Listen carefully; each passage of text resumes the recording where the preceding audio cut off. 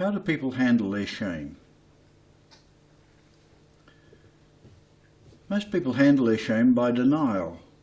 Not me, not me, not me. Somebody else perhaps, but not me. I'm always bright and happy and I've been a pretty good achiever. No shame in my life. Denial of shame is one way of handling it, and the elements of denial are to repress it. It won't happen to me. The part of me between the navel and the knees is dead. I won't let troubling thoughts occur in my life and become unmanageable. I won't let that happen to me. But it does happen. I should have always mastered everything and I haven't. It does happen. So we try to suppress things. I won't let it happen to me. The person looks as if they're engaged in a war,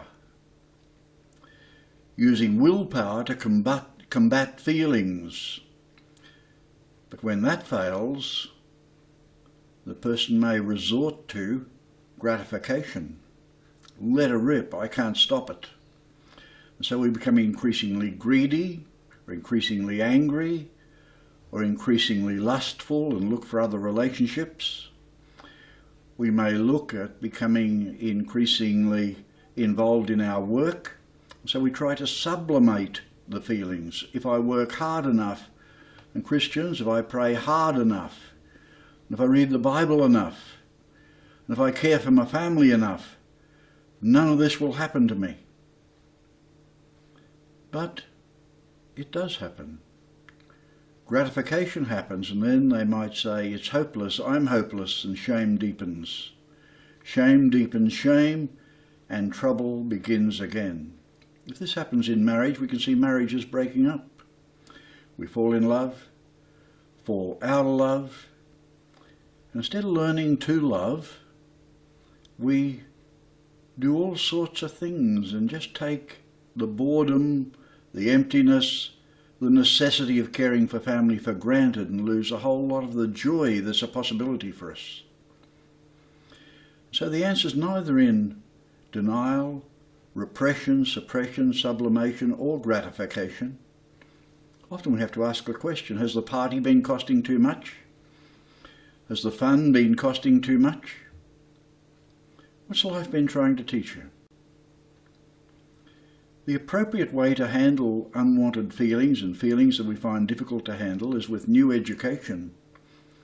And let's integrate the parts of our being.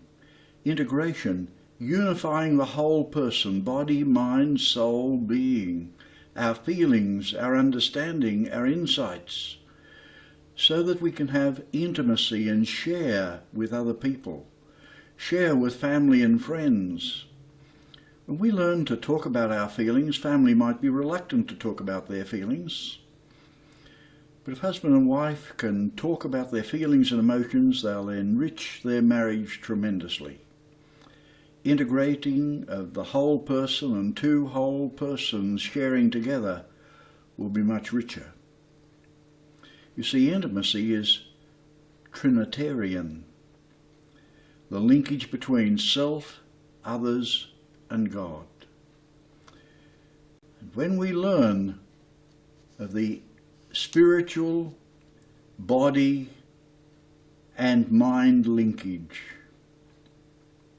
self, others, and God will become increasingly human, more whole, more gracious, more forgiving of ourselves and forgiving of others. And we'll be in a position to help others we've always wanted to help but haven't known how. We'll be able to help them because we won't try to carry them. We'll carry a message of hope, healing, open sharing, prayer reflection, and encouragement.